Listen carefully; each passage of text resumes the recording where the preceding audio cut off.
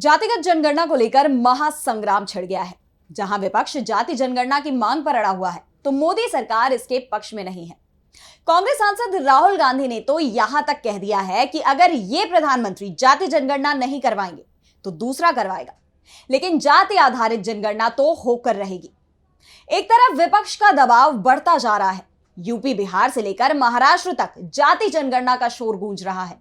सरकार असमंजस में है तो उसकी मुश्किलें बढ़ाने के लिए एक दूसरा बयान केरल से भी आ रहा है, जहां आरएसएस की 3 दिवसीय बैठक हुई।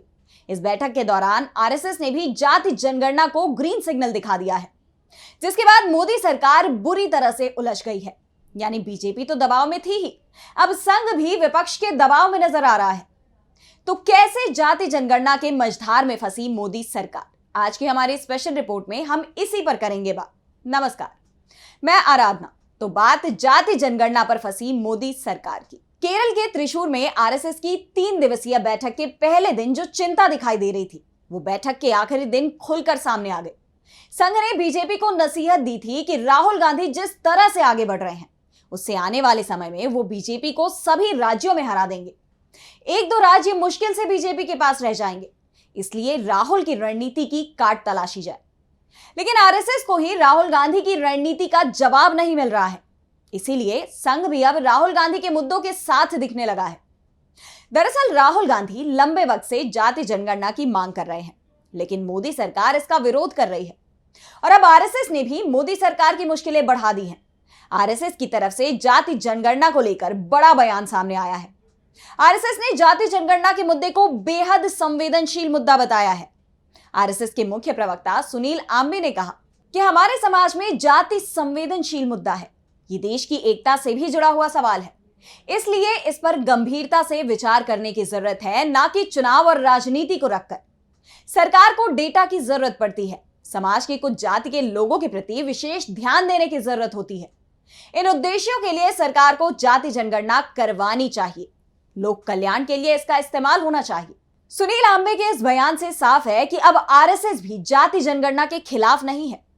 साफ है, जिस तरह से मोदी सरकार अपने फैसलों से एक के बाद एक यू टर्न ले रही है, उसी तरह से अब आरएसएस ने भी जाति जनगणना के मुद्दे से यू टर्न ले लिया है। पहले संघ की तरफ से जाति जनगणना का विरोध किया जा रहा था, लेकिन जिस तरह से राहुल गांधी ने इस मुद्दे को उठाया और मोदी सरकार को दबाव में ले आए हैं, उसके बाद आरएसएस भी दबाव में दिखाई दे रहा है, जिससे इस बात के भी संकेत मिलने लगे हैं कि मोदी सरकार एक बार फिर राहुल गांधी के दबाव में जाति जनगणना कराने का फैसला कर सकती है। वैसे भी इसी महीने यानी सितंबर से देश में जनगणना का काम शुरू हो सकता है और 2026 तक जनगणना के सभी आंकड़े सामने आ जाएंगे।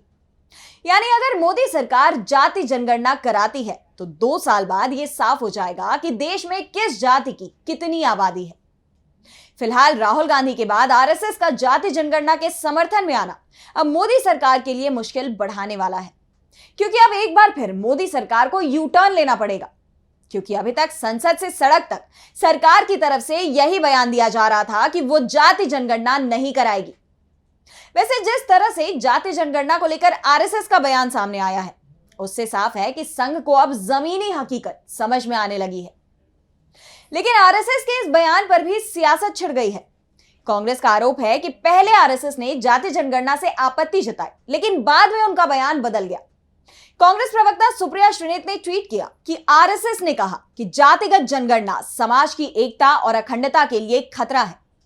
मीडिया ने यह खबर दिखानी शुरू की, फिर थोड़ी ही देर में यह खबर डिलीट करवाई जाने लगी। आखिर इस खबर से कौन असहज हुआ? किसने खबर डिलीट करने के आदेश दिए? कौन आरएसएस के विरोध को छुपाना चाहता है?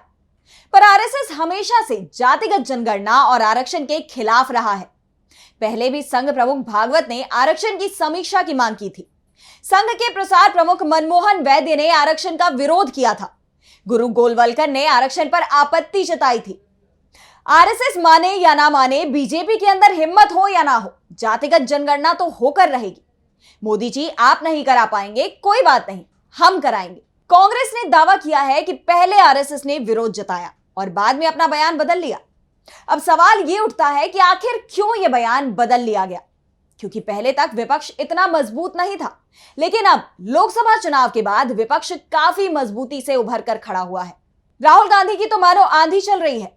राहुल ने अब तक जिन मुद्दों को उठाया है उस पर आखिरकार मोदी सरकार को घुटने टेकने पड़े, विपक्ष की मांग माननी पड़ी और जाति जनगणना का मुद्दा कांग्रेस के घोषणा पत्र में भी शामिल था।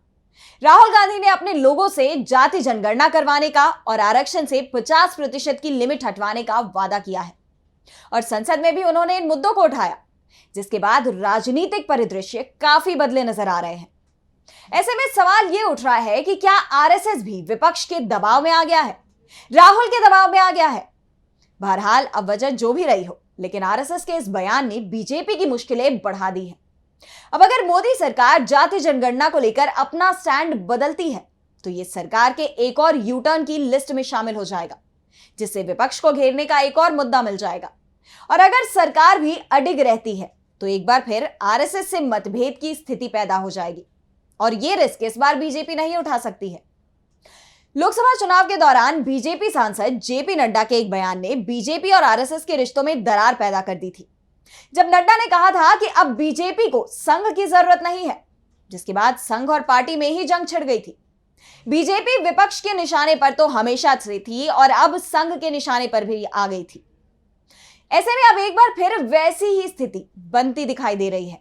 ऐसे में बीजेपी के लिए फैसला करना बेहद मुश्किल हो गया है। तो वहीं जाति जनगणना पर विपक्ष अपना परचम बुलंद किए हुए है।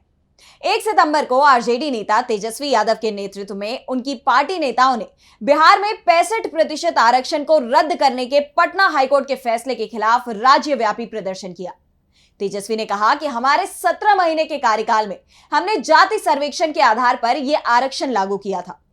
एनडीए सरकार को इसे आगे बढ़ाना चाहिए।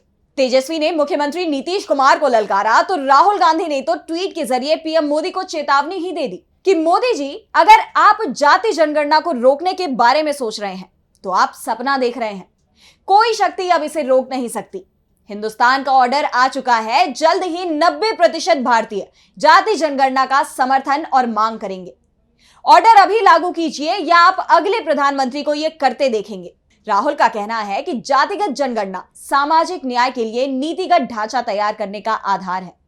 संविधान हर एक भारतीय को न्याय और बराबरी का अधिकार देता है, लेकिन कड़वी सच्चाई यह है कि देश की जनसंख्या के 90% के लिए ना तो अवसर है और ना ही तरक्की में उनकी भागीदारी है।